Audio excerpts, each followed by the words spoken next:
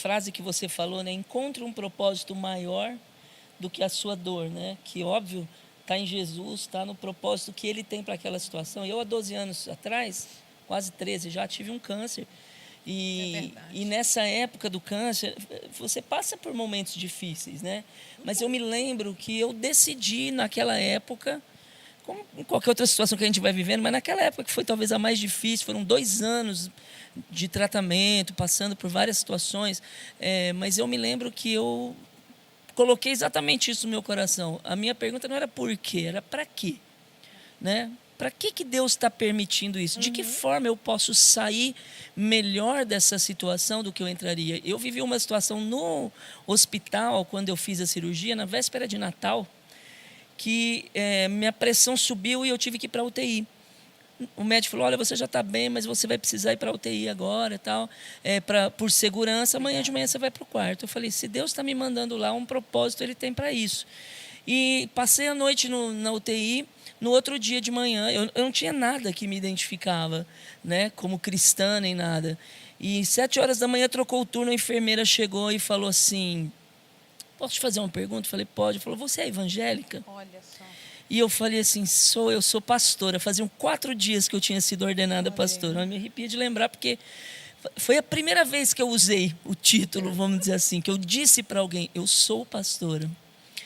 E eu estava numa cama na UTI. E ela falou assim, que bom que você é, porque eu não estou bem, eu vou te dar banho agora, será que a gente pode conversar durante isso? Porque eu estou precisando me abrir com alguém. E eu falei, acabei de entender o que eu vim fazer aqui. Então, quando a sua vida tem propósito, quando você sabe por que você está nessa terra, quando há um Deus acima de você que te dá propósito, não importa o que você está passando, entendeu? Você sabe que de alguma forma Deus pode usar você para alcançar vidas e revelar quem Ele é para alguém. A nossa família, né, cunhada, a gente tinha uma situação, a gente só se via uma vez por ano, todo mundo, reunir todo mundo, irmãos, filhos, todo ano novo a gente almoçava junto. Por quê? Compromissos com a igreja, compromissos de trabalho, a gente não se encontrava, todo mundo. Naquele ano que eu fiquei doente, eu avisei a minha família na sexta-feira, no sábado estavam todos na minha casa. A partir daquele ano, que já fazem 13 anos, a gente se encontra muito mais, a gente se valoriza muito mais. A gente se viu naquele ano 8 vezes. E tantas outras coisas que foram mudando, o valor que a gente dá para as alianças, para aquilo que você tem.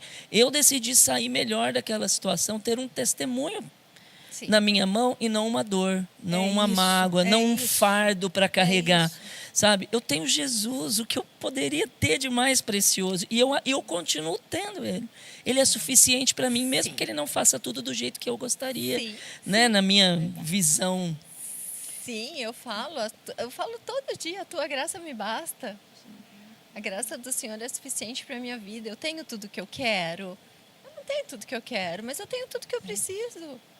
Uma coisa que você falou, né? Várias vezes você falou assim, eu amo a visão. E ouvir isso, Vanessa, de alguém que hoje tem uma deficiência visual, tem um peso maior ainda, né? Porque você não tem a visão natural, mas não perdeu a visão espiritual. É isso. Entendeu? Verdade. Então, ouvir isso da sua boca, eu estava ali embaixo, a hora que você falou isso, eu amo a visão. Isso mexeu no meu coração, assim, profundo mesmo, porque eu falei, você perdeu a visão natural, mas não perdeu a espiritual. Isso faz toda a diferença. Coisa, consegue enxergar o destino dela, o propósito, o caminho à frente. Não tem olhos, mas a visão natural, eu falo, olhos têm, visão perfeita, a visão natural, mas consegue enxergar que tem um passo adiante, tem para onde ir. Não perdeu a visão. Não perdeu. Demais. Você enxerga mais, Vanessa, do que muitas pessoas. Com certeza, você a maioria. Enxerga mais do que muitas pessoas que têm os olhos naturais. A palavra fala sobre isso, né? De pessoas que precisam de colírio porque não enxergam. Exatamente. Né? Pessoas que... eu li um texto domingo aqui no culto falando sobre isso. As pessoas que... por não viverem a palavra de Deus da forma correta, elas são como cegos que perderam a visão de que os seus pecados foram perdoados.